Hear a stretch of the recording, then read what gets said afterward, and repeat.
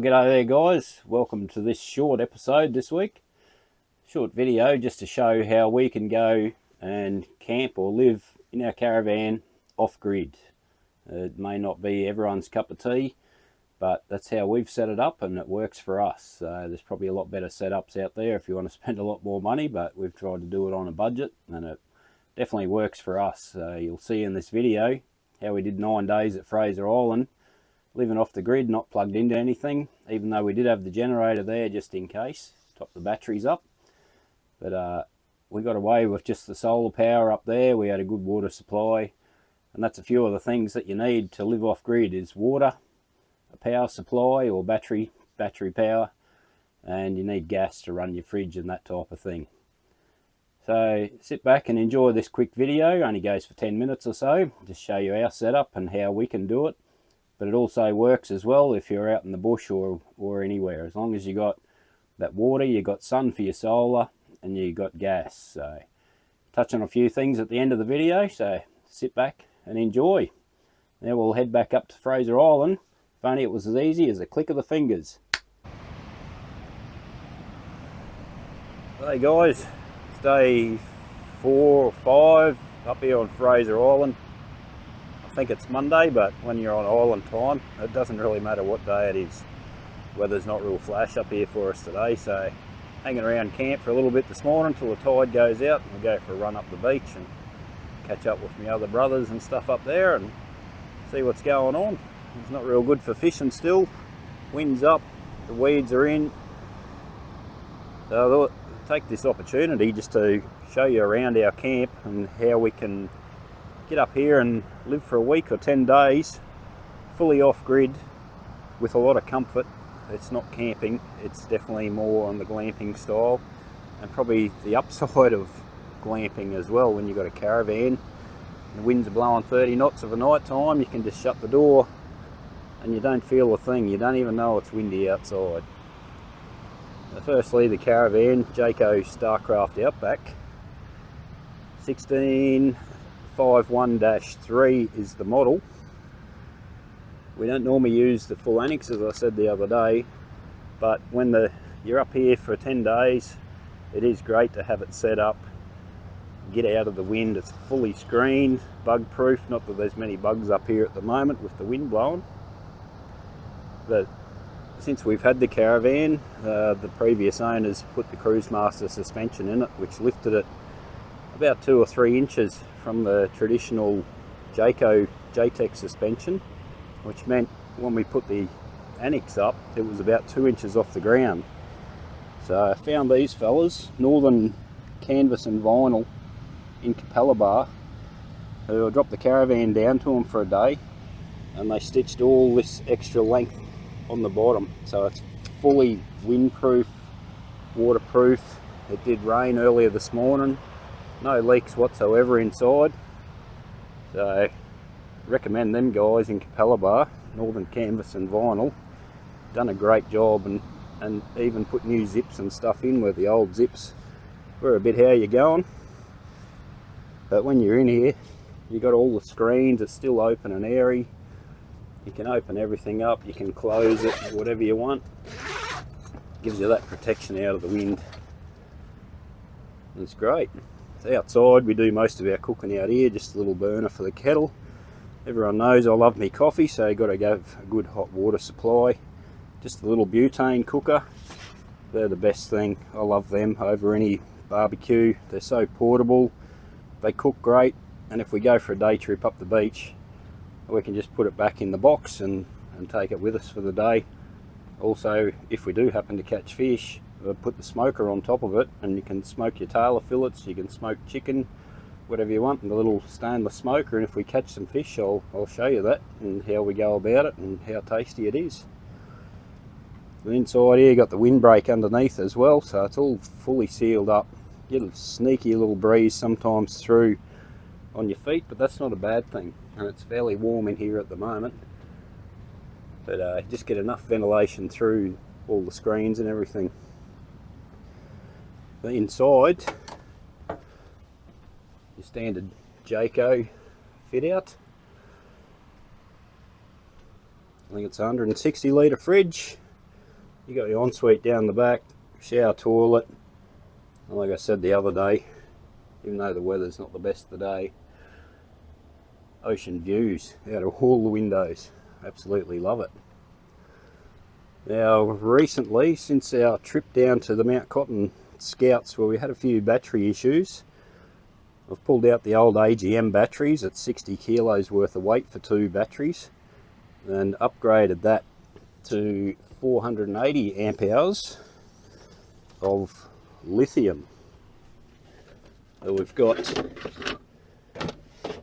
two 240X batteries in there, 40 amp charger for when you're on mains power at home, and it doesn't take long at all to charge up. All running through fuses, shunts, and the best investment that we've made is the 3000 watt inverter. All run through RVD, not your RCD that you normally have in your caravan. It's all hardwired in, little remote switch there, switch that on, and you got power to all the power points in the caravan. Now with that, you just got to make sure that you've got your fridge set to gas, not auto, otherwise your fridge will be running on 240 volts and you'll flatten your battery in no time at all. The other one is, make sure that power point there, I've got that off. That's the power to the hot water system. You don't want your hot water system running on 240 volts. It's always on gas, and I reckon it works better on gas anyway. So having that powered up in here, that lets us run the microwave. We've got a little 5 litre air fryer, and we've been using that every night. Absolutely love it. You can cook your chicken fillets in there for your burgers, cook your chips. Everyone knows about air fryers, but being able to do that while you're away camping or glamping, like I said before, it's a step up from your traditional camping, and we've been there, done that in swags and tents and gazebos. With that, I don't know if you can see it properly. I will go out and show you the solar. We're currently charging at 29 amps going in from the solar panels outside. I'll take you outside and show you that. So that gives us enough battery power where we haven't even been down under 75% yet. That was using the air fryer the other night twice for about half an hour cooking, and yeah, it didn't get down under, I think, about 400 amp hours remaining. So you can always run the toaster, all the creature comforts, and it just takes camping to the next level, having those little comforts. Up here on Fraser you can't have fires, so there's no camp oven cooking or barbecues over an open fire or sitting around the fire over night time. So we've got all the next best things, or even better than the next best things.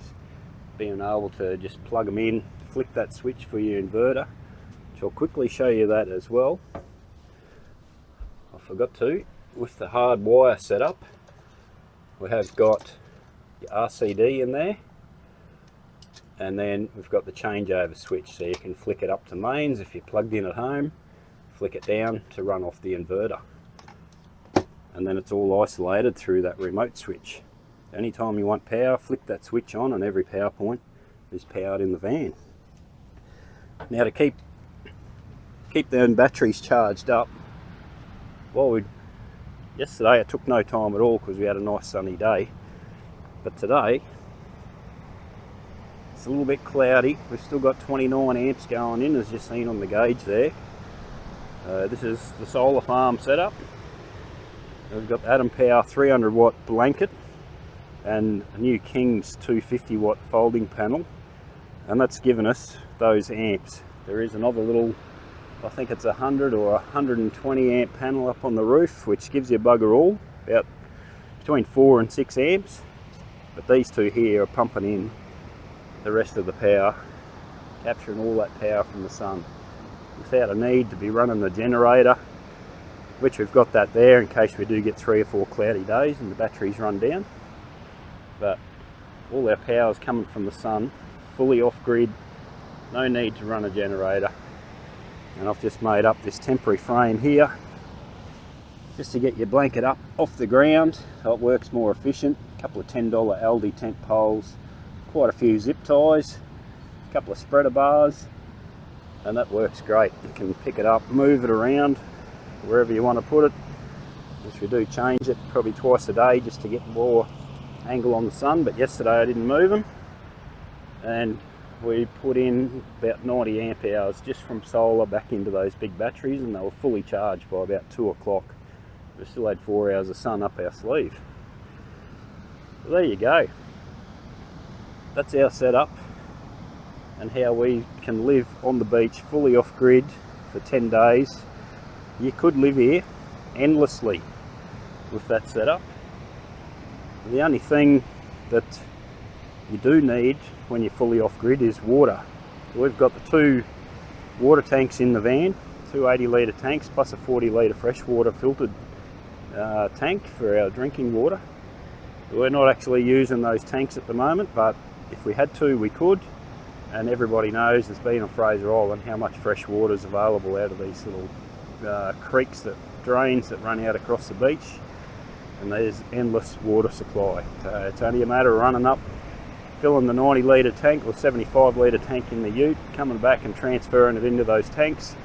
We've got a 100-litre water bladder there as well, which we could do that, and that's endless water for the sake of 15 minutes work a day just to transfer a bit of water, and you can live here indefinitely.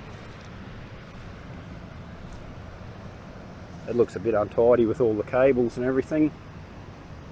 We have got the 2 cassettes for the toilet, so that works out well. That's all you need. We get about 2 to 3 days out of a cassette for the toilet, and it's only a matter of running up to Dundabara to empty that, and then you're right to go again for another 3 days. So 2 cassettes, we get 5 to 6 days out of that before we really need to go anywhere. But up here you're always out and adventuring and exploring, so it's not hard just to drop in and drop the kids off at the pool, and then you've got a clean cassette ready to go again. So that's our setup, glamping on the beach. What do you think about our setup, Mandy? Great. Great. It doesn't get any better. Even when the weather's not the best, you can close the door and you're inside, out of the wind, and life's good. I'll run through the ute another day, just show you the basics of the ute setup. It's nothing out of the ordinary, but just a few little things that I've tinkered with and set up myself to make everything a lot more better, and a few little creature comforts.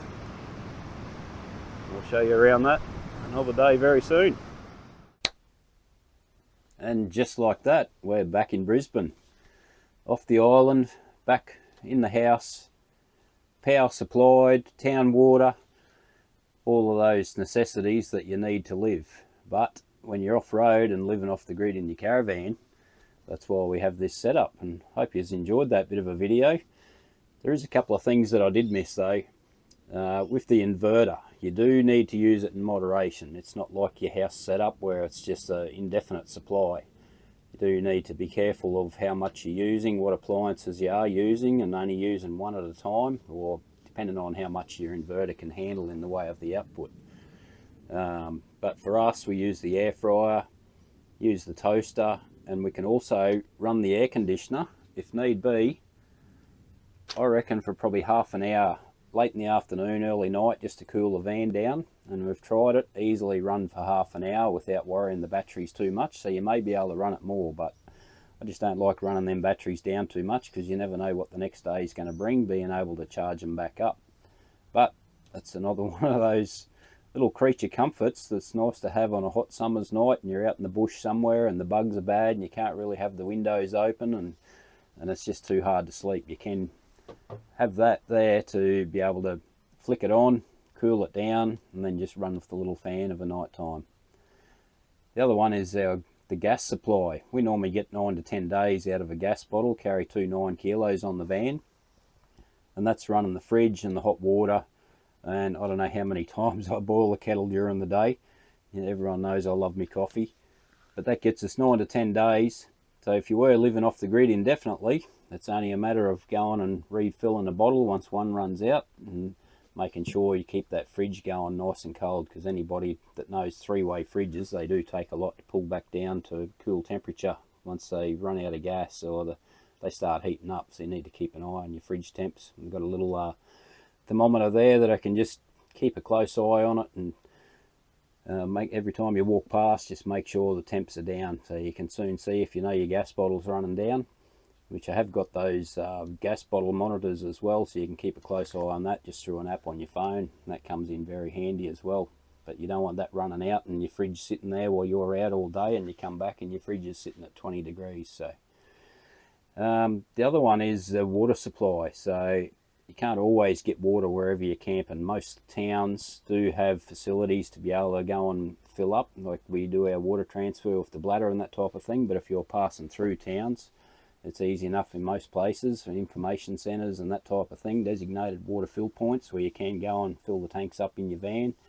And if you were off grid for any amount of time, you just need to make sure you've got a plan for how much water you're going to use and where your next water fill point is. So we generally count on 2.5 to 3 days per 80 litre tank of water. So about 5 days, yeah, we're starting to look to fill up again. So I think that's pretty much covered it. I hope there's been a bit of useful information out of this short video. Well, it's probably not so short anymore because I'll ramble on a bit, but I just like to share the information that I've learnt and working things out sometimes the hard way. But now I think we're on the right track and we've got a great little setup. I hope it's helped, and if you do have any questions, just drop us a comment and I'll happily get back to you with anything to do with our setup, or if I can help you out in any way on your indefinite travels, which is our plan in the next couple of years of being on the road full time. So we need to make sure we're planning for all these types of things with your water supplies, gas supplies, the battery power, the solar type thing. That's looks after itself. That's the beauty of it. And I've also since then put another 320 watts of solar panels on the roof, so we haven't really had a chance to try those out for a length of time yet, but no doubt that'll boost the amp hours going back into the batteries. And that's all you need to live indefinitely. I can't wait for that day where we can do it, and hope you have enjoyed watching this.